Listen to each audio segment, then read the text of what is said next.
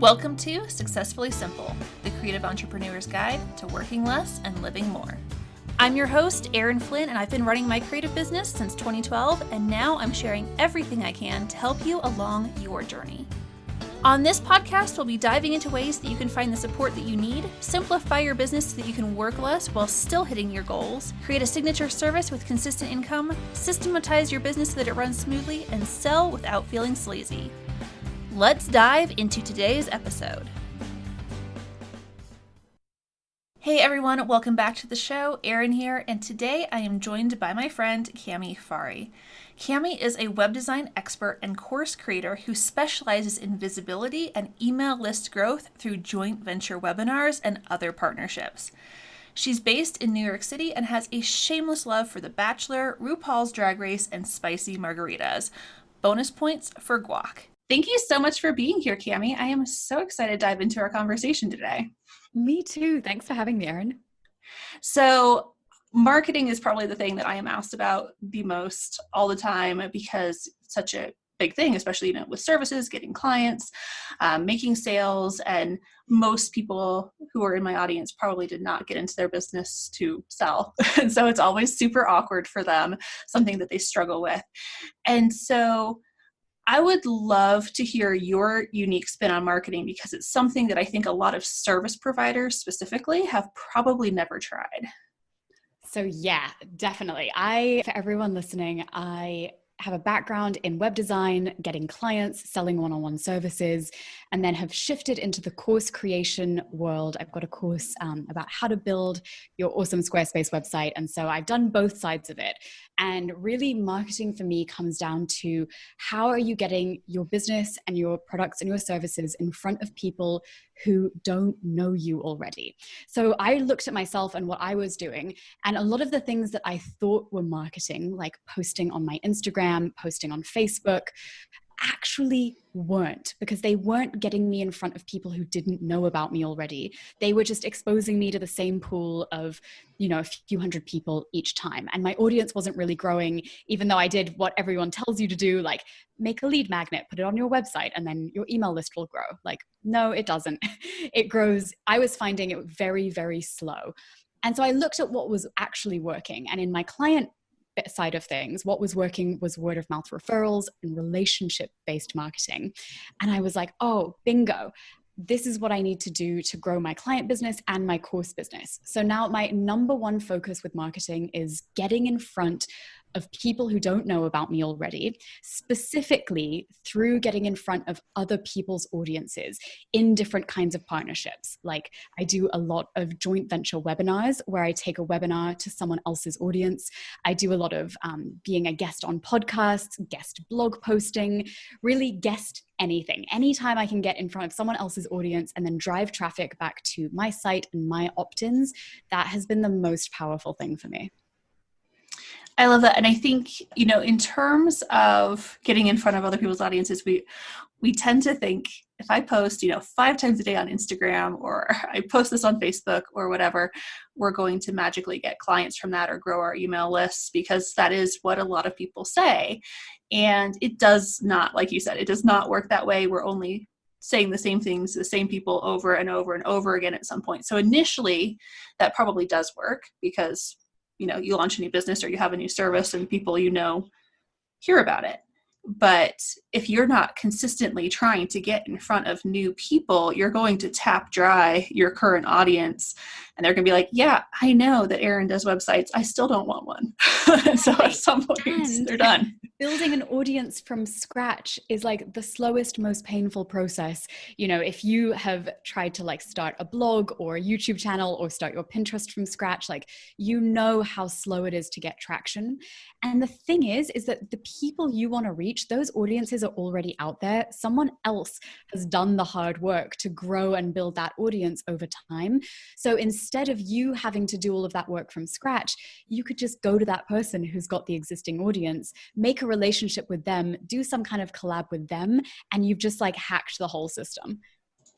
Which is so cool. And I think so much faster, obviously. And also something great to consider if you are maybe shifting your audience slightly instead of trying to be like, okay, let me, delete all of the email list or whatever that I've already built up and start from scratch the slow way that you maybe initially did, you can find someone who's already serving your audience and tap into that because they already have that established. And I think that, well, whether you're new or whether you're shifting your audience, that's such a great way to not be starting at ground zero and be trying to figure out, where your audience is and to persuade them, yes, you want my free checklist or whatever it is, please, please, please join my email list so that then I can pitch you, which is a much longer game. Like, it does work in the long term, but it takes a very long time to get there. Exactly. Yeah. So using this strategy specifically for me, like, I think there are lots of different ways you can do this, get in front of other people's audiences. But for me, the way I've done it is mostly through joint venture webinars. And so just for me personally, by doing joint venture webinars, I grew my own email list from 250 subscribers, which it took me like 2 years to get those 250 people, by the way. I grew from 250 subscribers to more than 4,500 subscribers in less than a year without paying for ads, without creating a ton of content. Like, I have one webinar and that webinar goes on tour to all kinds of people's audiences. I'm not reinventing the wheel each time. And I've got something that works that I can just, if I need a subscriber boost in between launches, if I need a new client, I can just like plug and play with this strategy that I know is very, very effective and kind of keep doing more of what's working instead of like trying to find the next new thing. And I'm like, I want everybody to know about it because it has worked so well. That's awesome. So you have said, you have a webinar. What is the best way, I guess, to find others? If maybe somebody makes a webinar, we can talk about other options too, but if somebody has a webinar or something that they want to share, how would they find other people who are already serving their audience, their ideal clients? What type of method would they use? When I look for people to partner with, what I'm looking for is people who serve a similar audience to me, but who don't have competing products and services. So my course, Simple Site Blueprint, is really for service-based business owners. So I look for who else is talking to those people, who's talking to the VAs and the photographers and the copywriters and the web designers. And then, within that pool of who's talking to those people, who amongst them does not have a course about web design? Because obviously you don't want a conflict of interest. So I like to look for people who are in that bracket. And then I've got like 2 ways of approaching it. So first, quickest, easiest way is like start with who you already know. I guarantee you are following people on Instagram. You've got past clients, you've got friends, you've got colleagues, you've got people you already know who fit the criteria. And that is your low hanging fruit. So I like to pitch the people I already know first. And then I've also got my kind of like wish list, dream list of people who I don't know yet, but who I might know through a few degrees of separation and I could probably wrangle an introduction to. And then people who are genuinely sort of like, I know I'm not connected to them in any way and they're kind of a bigger person to pitch, but they're still in that kind of like ideal partner zone. And so what would be, let's talk about some examples really quick, because I know some people listening are like, but okay, who would that be for me, right? So let's say I know I have a lot of web designers in my audience who want to sell a web design service or, something along those routes. What types of people do you think would be serving the same audience but not competing? Yeah. So let's say you're a web designer and your ideal client are business coaches or any kind of coaches, really. You want to go find like, who is the person who runs the program to train the coaches how to be coaches? Who has an online course to help people grow a coaching business? Who's speaking to coaches and how can you come in and help and provide value? It could be just a workshop to their audience about how to create a coaching website that helps you book clients. And then your call to action at the end might be to book a one-on-one call with you to explore more, so that's how I would think about it. Like, who is your target client and then who's talking to them? So good. And I think so useful, especially because this is a tactic that I see used, for people who sell courses like us. We we've done JV webinars and stuff together, but I don't think people use it service-wise. And I think they just go, oh, webinar, not for me. Like that's just, for selling products or courses.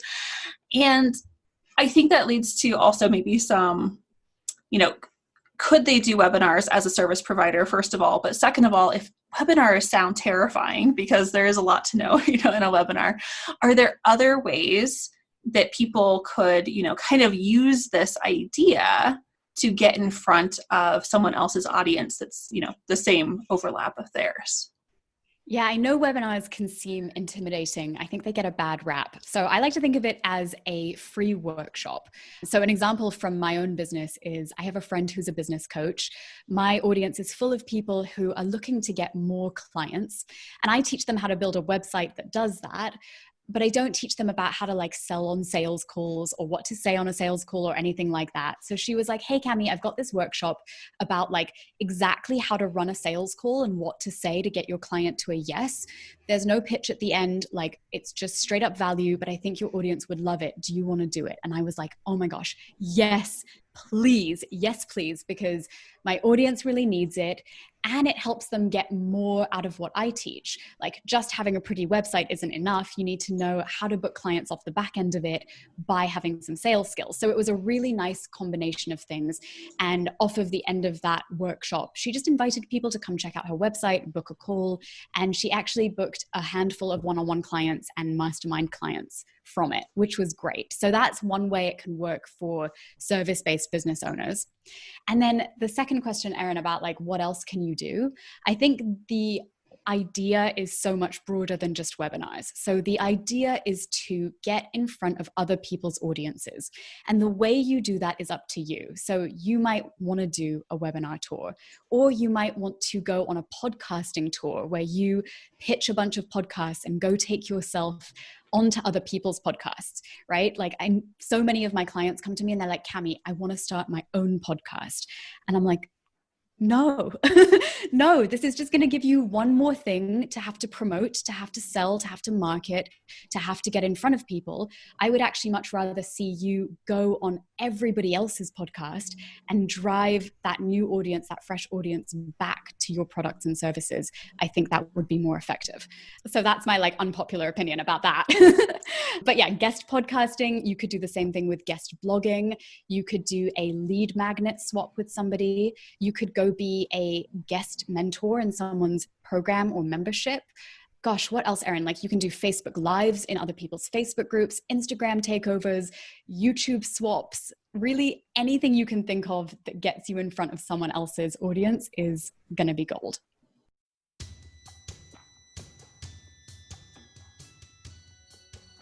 Hey there, really quick before we get back to the episode, if you want to create your own Successfully Simple business, you need to join my premium program. The Successfully Simple Shortcut is an intentionally small group program and community of service-based creative entrepreneurs who want to work less and live more. Inside the shortcut, you'll learn exactly how to implement the 5 pillars that are crucial to your success: support, simplify, sell, signature, and systematize. But not only that, you'll also get the support and the feedback that you need to truly define success on your own terms and move the needle in your business. This is not a course, it's a training and community to help your business thrive. Doors open a few times a year, so head to erinflynn.com/shortcut right now to join or to get on the waitlist and be first in line when the doors open again. That's erinflynn.com/shortcut. All right, now let's get back to the show. Yes, I totally agree. And I think you can start with whatever sounds like the least intimidating to you. I know at least a lot of my audience tends to be introverted. And so they tend to also be a little bit shy about going out and asking and saying, hey, can I, be a guest, on your show, or can I, present this to your audience? But maybe then starting with a guest blog post, or starting with, a guest, even series of posts on Instagram or something that kind of like help funnel people back to you, or an Instagram takeover, whatever feels most comfortable. And then you can work your way up to doing those things like the interviews and the webinars, if those sound terrifying right now, although they are actually a ton of fun. I love them, especially your method of like the pitch free workshop as opposed to a traditional webinar. I know that have you done both in the past? Because with Yeah, me, I you do did the both. workshop. You do both. And I love the idea of, if you feel really awkward selling your services, maybe go teach something that funnels into your services, and the sales kind of naturally happen. When we did our JV webinar workshops, we had people asking how to buy our stuff, even though we were not trying to pitch. And it just happens naturally when you're providing that value. Yeah, completely. And it's a really easy yes, like something pitch free. It's super simple for your partner to say yes to it. And the thing that I love about like a workshop that you're taking on tour, or even doing like a podcasting tour, is you can use the same content over and over again. So like you can have the same topic you talk about on podcasts or the same webinar, and you don't have to invent something new each time. Whereas, if you're doing guest blog posts, you might have to do a new blog post for each site. It might be a little bit more legwork, but truly it's like, if you've got one thing that you want to talk about on a podcast, that's it. You've got your one thing. The only work you have to do is to send out some pitches and ask people if you can be on their podcast or host a workshop with them, and then just show up and do it. So it becomes very streamlined and very simple and very just like such a great high value use of your time. That's such a good point with the guest posts. Yes, they all have to be different, but podcasting, same topic, but the interview is just naturally different every single time. So it's a lot less actual production put into it on your end, because you're just talking about the same things in a slightly different way. So that does make it easier if you know exactly like what your topic is, to just say, hey, like I'm going to go to like these 5 different podcasts and I'm going to talk about X on every single one. If you can land those, you just talk about it, and whatever questions come up, it just becomes much more natural, and you don't have to do, again, all of like the legwork you said with the blog posts. So that is a really great point. One of the things that I do want to point out and make sure my listeners take away is when you talk about this idea. So like in your case, talking about websites that help you sell, your services and get you clients, right? When you shop that around, you become known as the person who teaches how to do this. So it becomes like your signature thing. You become known as like, Cami's the person to go to if you need your website to convert. And so as a service provider or a course creator, that's what you want. You want to be known very specifically for something, so that your name kind of becomes synonymous with whatever that problem is, as you're the fixer for that problem. And so this really helps you establish that very quickly. Yeah, and there's a great example of that actually from our webinar. So I came in and did a workshop to Erin's audience all about website and website design. It was pitch free. And then after that, I asked Erin, I was like, hey, I actually would love to do more of these, whether it's a webinar or a podcast, or do you know anyone who would be perfect for this, who you can introduce me to? So I asked Erin for referrals, which she delightfully provided, connected me with her friend Melissa, whose podcast I was on. And on our podcast interview, Melissa was like, Cami, I've been seeing you absolutely everywhere these days. Everyone I know is talking about you. How are you everywhere? And I was like, Melissa, I'm not. I haven't posted on my own Instagram feed in more than 2 months. I'm genuinely not everywhere. I just seem like I am because all of these different people are promoting a podcast that I did with them, or they're promoting a webinar we're going to do together. And so you get this like surge of buzz that you actually don't have to work incredibly hard to create, which just feels, it's just such a good use of your marketing hours, which like I know everybody's time is so limited right now. Oh, 100%. I think that's a great takeaway. If people don't get, if they can only take away one thing from this, is like tapping into other people's audiences with a clear message that you can become known for, and then basically letting them promote you. It's like the best way to market yourself. It's like so cool. Yeah, there's this transfer of trust that happens. Like when you're booking a client, the easiest way to book a client is to have one of your past clients introduce you and have that like transfer of trust and that word of mouth referral. And it's the exact same with this. Like if I come in to Erin's audience to do a workshop and she introduces me at the top of that workshop or the top of that podcast and says like, hey, this is my friend Cami and she's great because of this and this, and I'm excited for this workshop, like let's take it away. Suddenly Erin's taken all the trust that she's built up with her audience and kind of transferred it over to me, which is like marketing that you cannot buy with ad spend. So true. So true. All right. So we are getting close to the end of our time. So really quickly, I know this could be like a whole probably episode on its own. How would someone get started if they want to start using these tactics and getting in front of other people's audiences? Step one is figure out which one of these options for getting in front of other people's audiences feels fun and easy to you. Do you want to go do a workshop tour? Do you want to go do a podcast tour? Is it going to be guest blogging for you? What is your low hanging fruit? What's fun? What's easy? What's available to you? Next is I want you to identify like 5 to 10 partners. Start by looking at the people you already know, the people who you're already connected to. Pitch them first. And then keep going. Part of this is a numbers game. So the more you ask, the more yeses you'll get. And when you get no's, which you definitely will, no's are actually a good thing because they mean you're putting yourself out there. And the more no's you get, the more yeses you'll get too. So rinse and repeat, right? Like figure out which method of getting in front of someone else's audience you want to do, pitch people, and then do it all over again. Awesome. Love it. All right. Where can we find and follow you online for more great things? You can come and say hi over on Instagram. I'm at Cami Farey. Send me a DM. I would actually love to hear from you, love to hear your takeaways from this. And you can come find me over at my website, which is camifarey.com, and come join my email list because I send out all this stuff by email and also host lots of amazing guest workshops myself. So if you're interested in learning more about leveraging partnerships to grow your business and your audience, definitely come get on my list. Yes. And you know what? Your list is one of the few that I really, really love seeing show up in my inbox every week. So. That's so nice. Thank you so much for being here. And everyone, I will see you on the next episode. Thanks so much for tuning in. Any links mentioned in this episode will be included in the show notes. If you enjoyed this episode, please subscribe on whatever platform you like to listen to podcasts on.